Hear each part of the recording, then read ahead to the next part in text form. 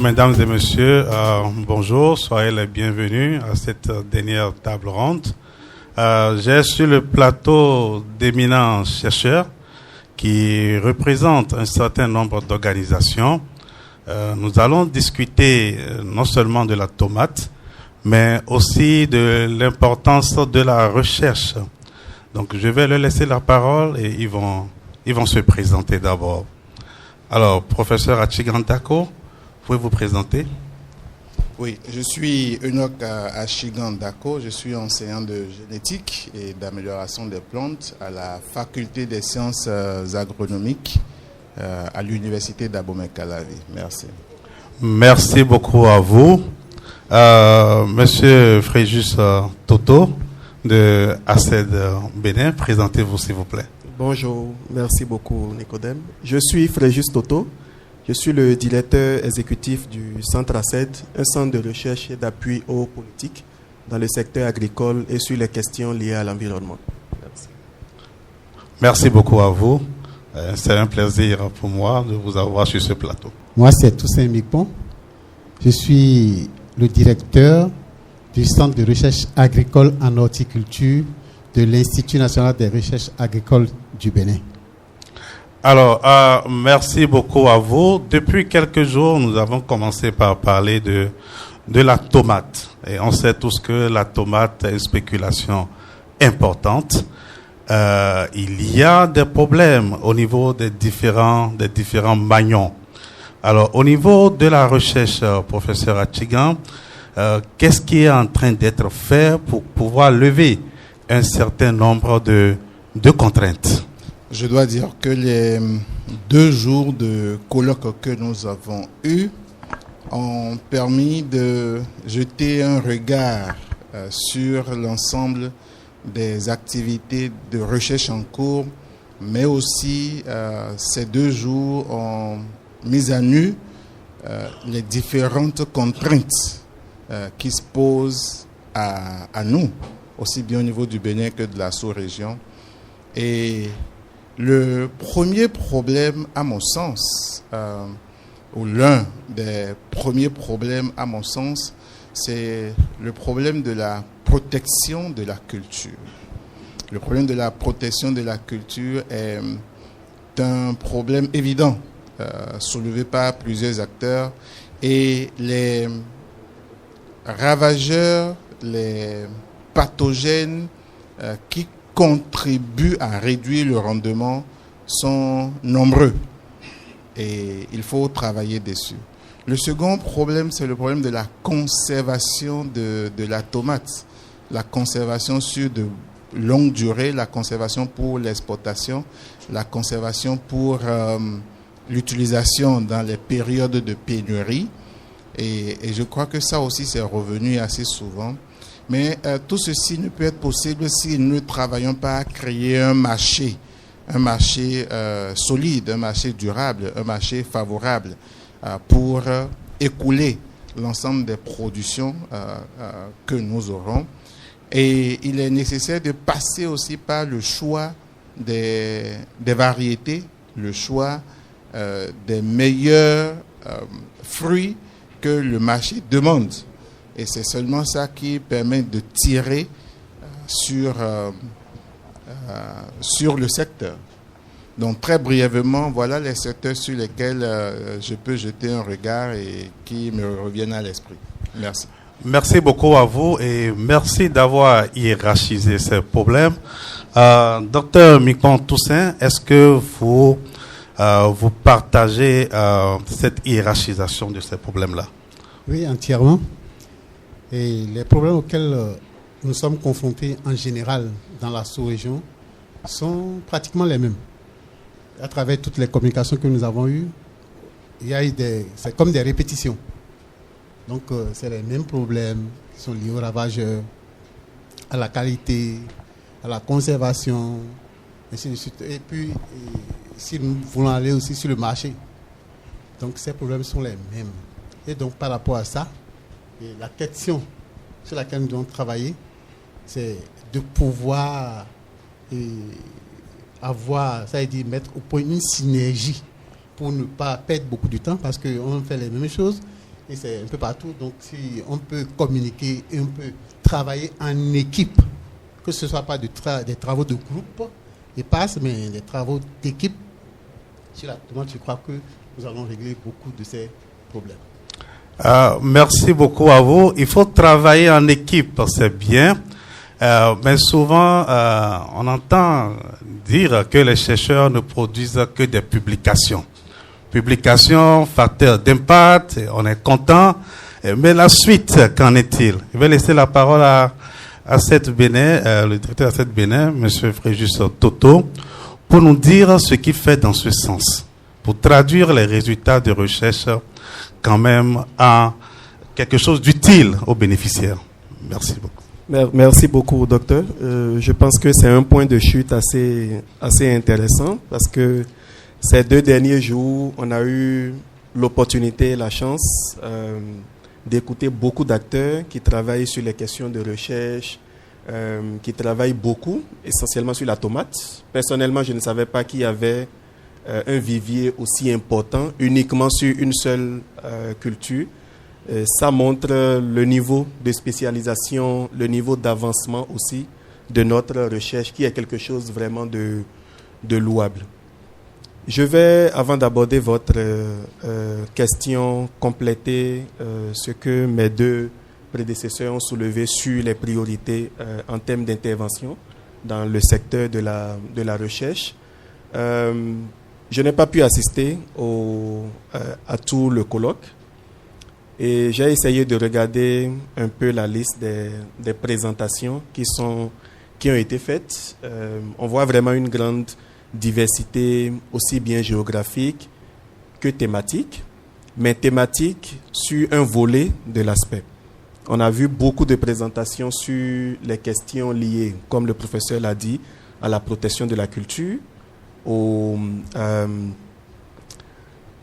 à la protection de la culture et aussi à la façon dont les produits issus de cette culture peuvent être valorisés et commercialisés. Mais vous allez voir que dans la liste, et la problématique a été un peu discutée ce matin, on a vu un peu moins les aspects socio-économiques, un peu moins les aspects de politique, un peu moins les aspects de marché. C'est très important de protéger la culture, c'est très important d'accroître notre production. Et j'étais vraiment content de voir qu'au niveau des producteurs, il y a vraiment cet engouement d'étendre toujours la superficie ou les superficies emblavées pour la culture. Mais à la fin, il faudra s'assurer qu'il y a des marchés qui peuvent consommer tous ces produits. Il faudra s'assurer que ces efforts qui sont concentrés sur la culture peuvent contribuer aussi à la mobilisation de ressources intérieures, peuvent contribuer à résoudre des problèmes beaucoup plus d'envergure, par exemple comme le problème du chômage des jeunes. Est-ce que la culture de tomates, est-ce que les différents maillons de la chaîne de valeur ou de la filière de tomates constituent réellement des opportunités d'affaires pour les jeunes ou pour les femmes? Je pense qu'il faudra aussi faire beaucoup plus d'efforts vers ces thématiques de recherche. J'ai vu aujourd'hui qu'on a parlé beaucoup, par exemple, d'appui aux acteurs, de subventions aux acteurs. Est-ce qu'on sait si ces subventions sont faites avec les modalités qu'il faut? Est-ce qu'on a un système en place qui permet d'évaluer les politiques qui sont mises en place pour développer ce type de subventions? Donc, j'aurais vraiment aussi aimé qu'à la suite ou en accompagnement du professeur Achigan, qui est vraiment dans son domaine, qui est sur la culture, qu'il y ait aussi d'autres chercheurs, beaucoup plus sur les aspects socio-économiques, qui puissent aussi bien travailler sur cette culture, mais peut-être aussi sur d'autres cultures liées au maraîchage. Je vais revenir sur votre deuxième question sur comment on fait pour que toute cette recherche puisse être rendue utile, puisse servir finalement aux utilisateurs. Et je peux vous dire que c'est ça que nous faisons déjà. C'est ça que le professeur Achigan a déjà initié. C'est très bien de voir la SGM du ministère de l'Agriculture, malgré tout, qui a pu se libérer pour venir à l'université pour écouter les chercheurs. Je pense que c'est déjà une piste d'action qui est très bien et qui doit contribuer. On a vu des acteurs du secteur privé qui sont venus à l'université pour voir qu'est-ce qui est fait, qu'est-ce que les chercheurs ont pu trouver, sur quoi ils sont en train de travailler. Et c'est tellement important parce que je refuse souvent d'accuser le chercheur. Je pense qu'il a fini son job. S'il a mené une recherche et qu'il a publié, je pense qu'on lui demande trop de dire qu'il doit s'assurer encore que cette recherche soit utilisée. Je ne sais pas si je vais pouvoir revenir dans la suite pour mieux développer, mais je pense qu'il faudrait avoir au sein de nos universités, peut-être dans des centres de recherche qui sont en dehors de l'université, des institutions qui sont capables de synthétiser cette recherche, de s'assurer que ça ne se limite pas simplement à une publication scientifique dans un journal à facteur d'impact, et de s'assurer que ce que nous faisons résonne dans la tête du politique. Parce qu'à la fin, pour que le secteur se développe, ce ne sera pas simplement l'action des acteurs qui sont réellement sur le terrain. Ce sera la volonté et les options mises en place par le politique. Et donc, il faut s'assurer que le politique vienne dans des endroits comme ça, où on lui expose ce qui est fait, on lui fournit des données, on lui fournit des résultats de recherche pour orienter sa réflexion, plutôt qu'il soit simplement orienté par des supputations ou bien des imaginations qu'il pense être vraies dans un secteur. Merci. Merci beaucoup à vous pour non seulement cette intervention, mais aussi ce vibrant appel par rapport à ce maillon relatif aux recherches sur les aspects socio-économiques. C'est assez important parce que nous produisons pour un marché, et ce marché, il faut le caractériser en termes d'attributs avant maintenant de commencer par signer les contrats, mettre le produit sur le marché. Alors, professeur Achigan, docteur Fréjus Toto a parlé de cette diversité géographique. Vous êtes professeur de génétique. Comment est-ce que vous pensez faire usage de cette diversité pour pouvoir améliorer la filière au niveau régional? Bien, avant de pouvoir répondre à cette question, j'ai le devoir, ou je me donne le devoir de remercier tous ceux qui ont contribué à ce que nous faisons déjà, tous ceux qui ont contribué à cet exercice de ce matin, mais aussi les 2 derniers jours que nous avons passés ensemble. C'est assez important, avant de pouvoir parler d'une régionalisation. Et parmi ceux qui ont contribué à cet exercice, nous avons au premier plan les autorités politico-administratives, le MAEP, le ministère de l'Agriculture, nous avons le ministère de l'Enseignement supérieur, nous avons le rectorat de l'université d'Abomey-Calavi à travers son recteur et puis ses vice-recteurs qui ont été au fronton. Nous avons l'INRAB, l'Institut national des recherches agricoles du Bénin, depuis la direction générale jusqu'au CRA chargé de l'horticulture. La preuve, il est encore là ce matin. On a passé tout le temps ensemble. Nous avons World Veg. On dit World Veg, mais en réalité, c'est des Béninois d'abord, c'est des Africains d'abord, mais qui travaillent pour la cause internationale en intégrant le facteur local. Et donc, nous leur disons un grand merci. Nous avons l'université de Goethe, à travers l'Institut de géographie physique, qui nous a envoyé, je vais dire, un de ses agents, même si c'est une béninoise, nous devons les remercier. Nous avons maintenant ceux qui ont permis que nous puissions manger, boire, que nous puissions réaliser des badges, que nous puissions faire ceci et cela. Et il y a Great Sustain qui a donné le Seed Fund pour démarrer. Mais immédiatement, dès qu'on a reçu ce premier financement, il y a ACED à Bénin qui a endossé et qui a dit ce que vous faites, je ne connais pas le contenu, mais je pense que la philosophie est bonne. Et aussitôt, il a mis des ressources à disposition. Il y a SIAF au niveau de l'Allemagne qui a contribué. Il y a les producteurs, la Fédération nationale des producteurs de semences qui a contribué, et même Accueil Paysan qui a décidé au second jour de l'atelier de nous envoyer un chèque. Nous lui disons infiniment merci.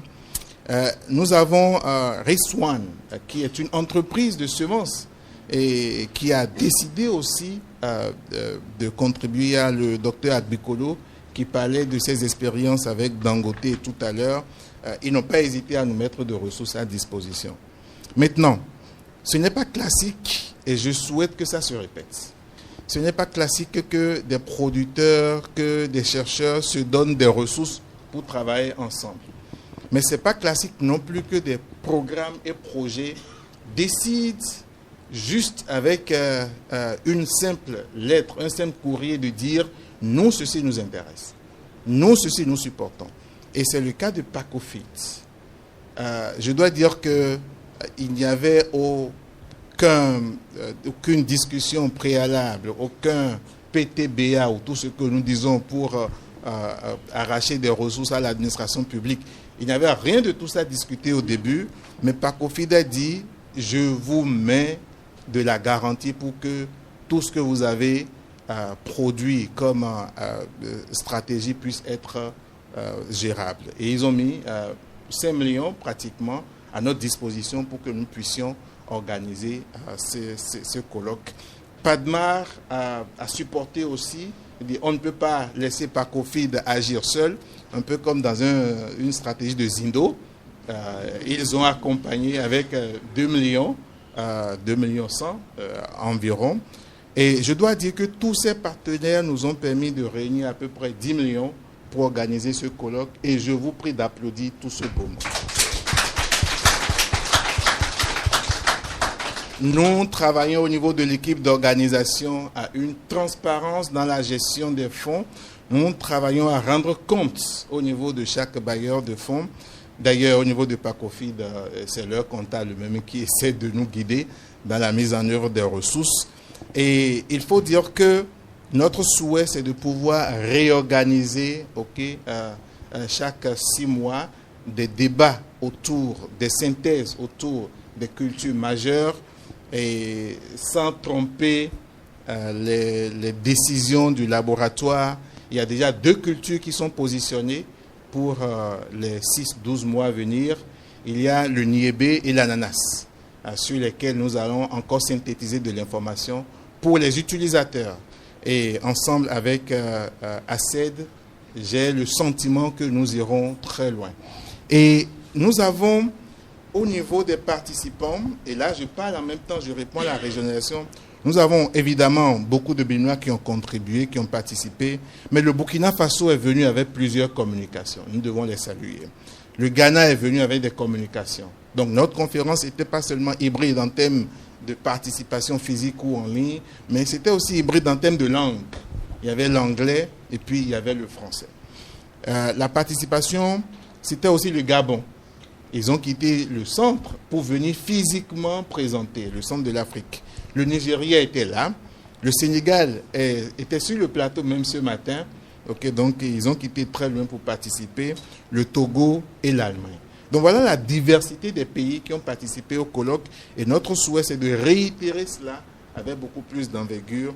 Et je suis certain qu'avec le Niébé, on pourra ratisser très rapidement et très large.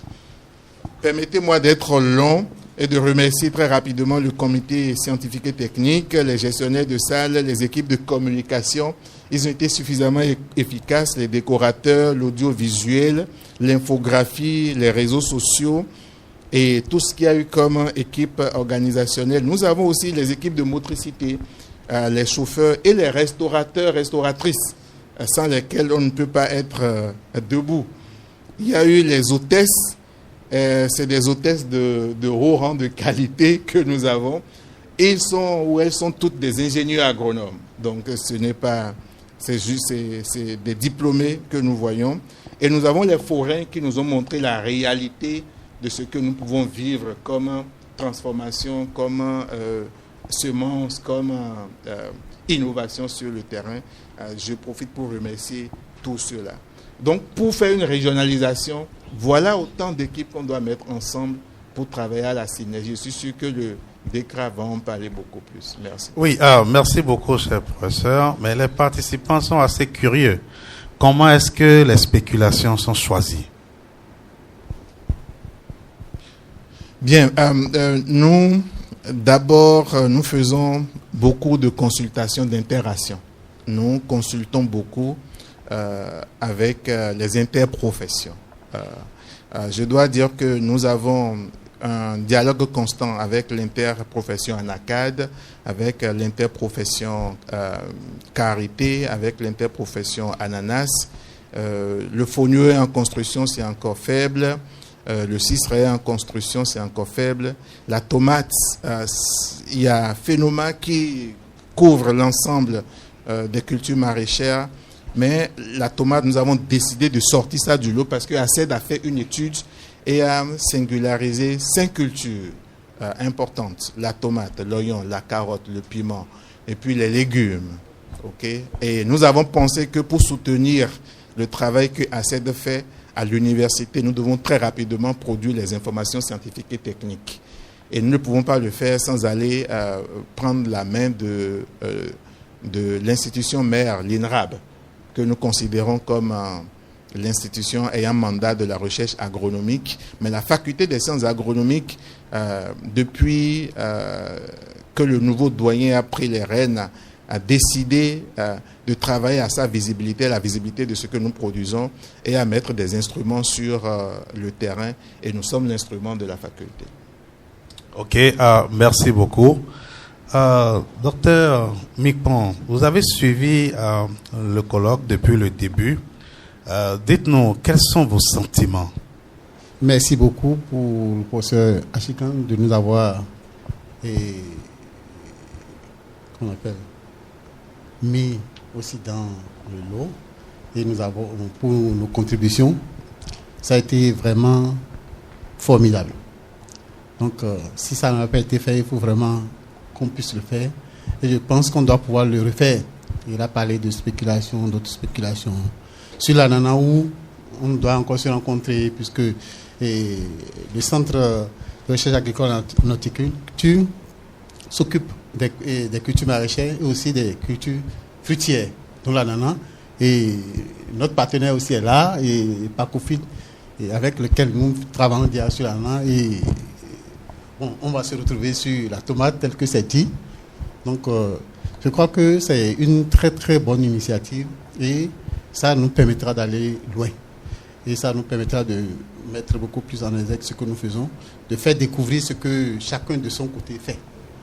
Et l'INRAB est le lead, très bien sûr, mais il y a le système national de recherche agricole. Donc, il n'y a pas que l'INRAB.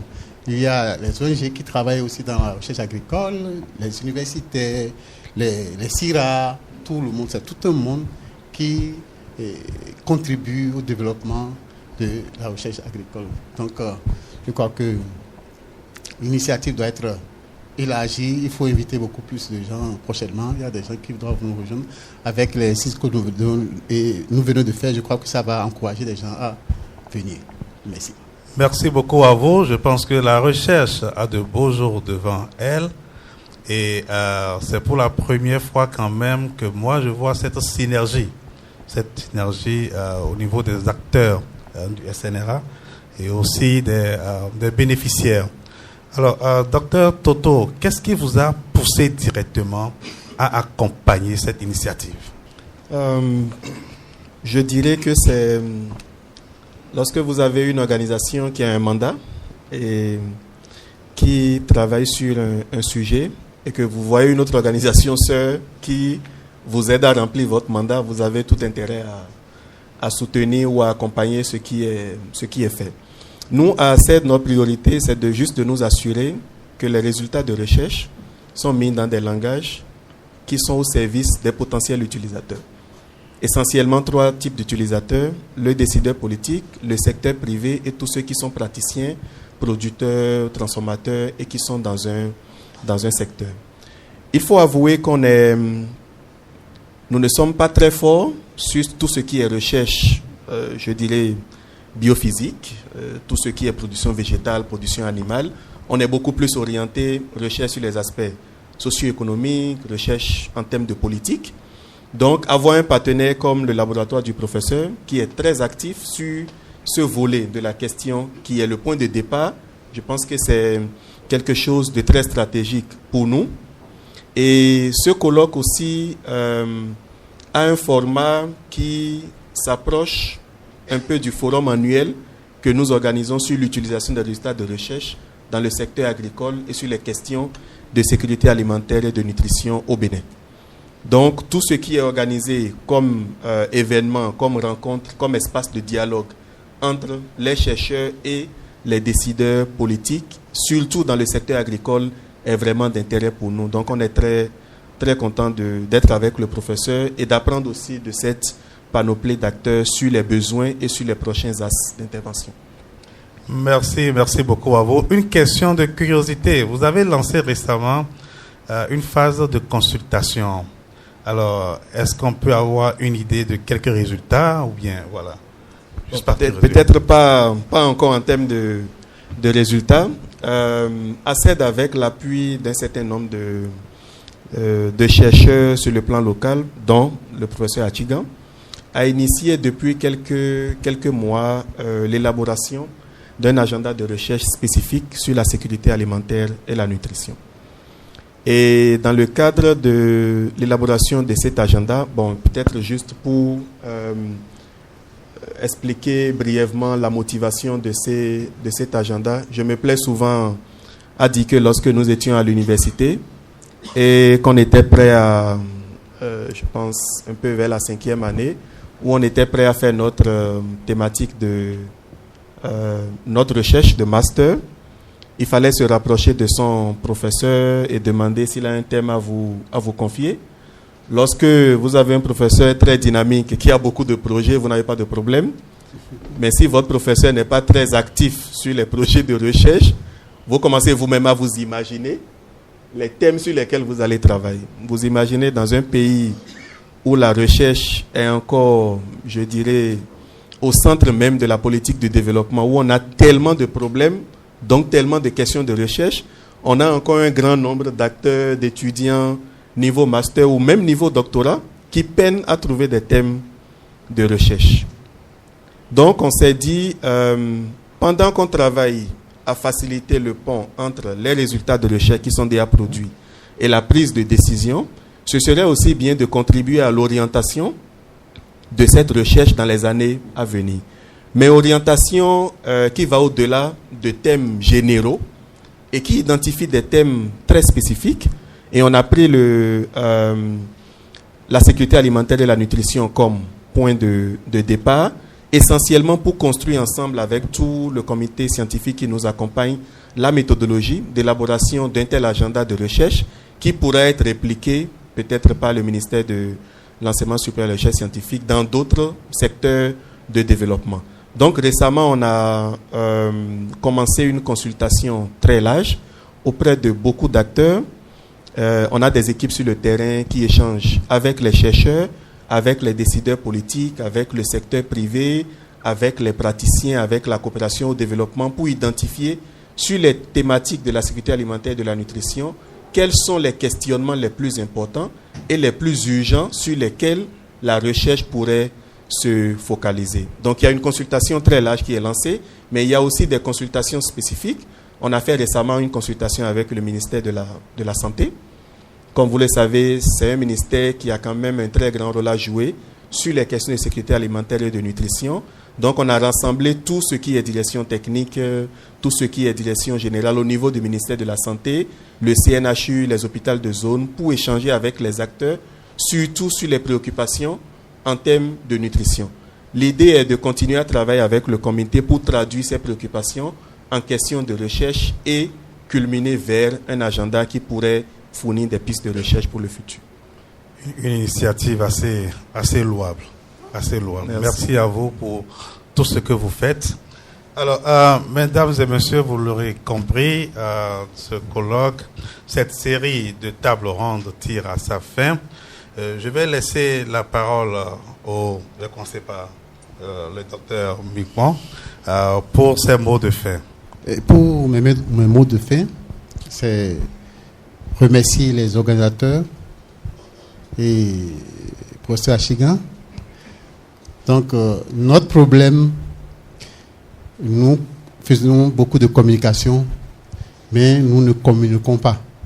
C'est un problème sérieux au niveau de la recherche. Nous avons beaucoup de choses, nous travaillons sur beaucoup de choses que nous ne communiquons pas. Donc, ce maillon faible est à relever. Il faudra que nous travaillions sur ce que nous faisons, pour faire connaître ce que nous faisons et pour intéresser des entrepreneurs qui vont prendre pour la mise en œuvre de ce que nous faisons. Nous avons parlé de beaucoup d'aspects, des innovations au niveau de la production de tomates sous serre. C'est des travaux qui se mènent déjà au niveau de l'INRAB. Nous travaillons petitement dessus. Tout à l'heure, on a parlé aussi de produits, des plantules, pas greffage. Nous travaillons déjà là-dessus. Mais il faudra que nous communiquions pour que des entrepreneurs qui sont intéressés, vraiment soient intéressés et qu'on suscite leur intéressement aussi pour qu'ils prennent en charge la mise en œuvre pour pouvoir arriver au développement, arriver à lever toutes les contraintes, à pouvoir améliorer la productivité au niveau de la tomate. Merci beaucoup. Merci beaucoup à vous. Je pense que main dans la main, on ira très loin. Docteur Toto Fréjus, votre mot de fin, s'il vous plaît. Non, peut-être juste en termes de mot de fin, c'est féliciter tous ceux qui ont contribué à l'organisation de ce colloque sous le leadership du professeur Achigan. Et je suis très content d'entendre que ce n'est pas un colloque qui est organisé dans le cadre d'un projet. Si j'ai bien compris, professeur. C'est vraiment une initiative, je pourrais dire, institutionnelle et qui pourrait être répétée de façon périodique. Sinon, lorsque c'est fait dans le cadre d'un projet, que les ressources du projet sont terminées et qu'on n'arrive pas à renouveler, on ne le refait plus. Alors que c'est quelque chose de vraiment important, de vraiment primordial pour l'écosystème de façon générale. Donc, on l'a fait sur la tomate. Le professeur peut continuer à le faire sur le ciserais, sur le niébé. Mais ce serait bien aussi que ça fasse école et que d'autres entités de l'université peut-être le fassent, peut-être, pourquoi pas sur l'énergie solaire. Pas forcément dans le secteur agricole, mais que ça devienne vraiment un creuset au sein de l'université qui ramène tout ce qui est acteur de l'écosystème pour donner plus de la visibilité. Et j'ai vraiment aimé ce que Dr Micmon a dit. Nous faisons beaucoup de communication, mais nous ne communiquons pas. Donc si on peut mieux communiquer, même sans les communications, ce serait très bien. Merci. Merci beaucoup à vous. Merci pour la disponibilité. Cher professeur Achigan, en tant que président du comité d'organisation, votre mot de fin, s'il vous plaît. Oui, mon mot de fin, mais c'est le docteur Micmon qui va clôturer officiellement l'atelier parce que c'est mis sous l'égide de l'INRAB.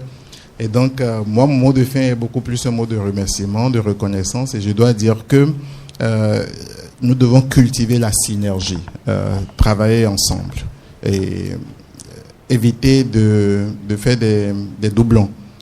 Parce que nous investissons beaucoup de façon parallèle dans beaucoup de choses qu'on aurait pu synthétiser.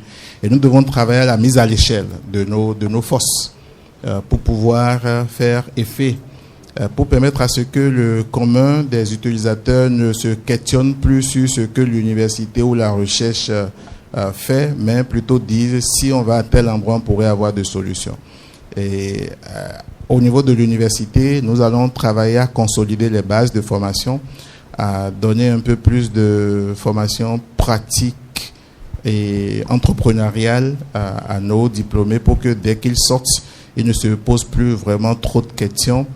Et nous avons, je dois dire, quelques instruments en cours actuellement au niveau de la FSA avec la création du village entrepreneurial qui va nous permettre d'associer les plateaux techniques au niveau des laboratoires avec les fermes et les ateliers pour que les produits qui sortent de la faculté puissent être des produits, je ne vais pas dire clés en main, mais compétitifs sur le marché. Merci.